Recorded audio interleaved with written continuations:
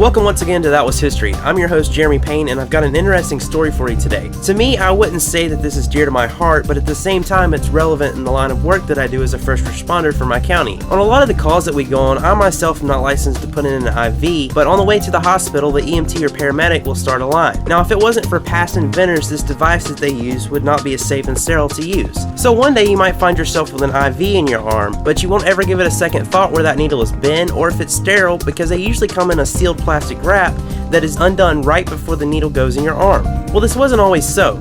They didn't always have syringes and needles that could just be used on one patient and then disposed of. In simple terms, they would reuse them from patient to patient, just making sure to sterilize them. But wait just a minute, let me stop right there. I've seen way too many cop shows and such to know that when they look for blood and such at a crime scene, that there's always a trace of some kind of blood, even if it's been washed away. So what's to say that the needle they use on you was just sterilized but still had traces of the last patient's blood, and they had something that was contagious only by contact of bodily fluids or blood-to-blood contact? So what in the world was done to make sure that this didn't happen? Someone, well, Phil Brooks in particular, received a patent on April 9th of 1974 for the disposable syringe. Now this would mean that all those needles that are used would be completely sterile and, well, new when they came in contact with your skin and blood, and not one that was used on a previous patient. Another interesting fact about this invention is that it allowed for many kids to receive the polio vaccination. Since the syringes could be disposed of, there could be more produced and the vaccination delivered to many more people. So the next time, if there is a time when you come in contact with a needle, remember that it is because of this guy that you get a clean, brand new sterile needle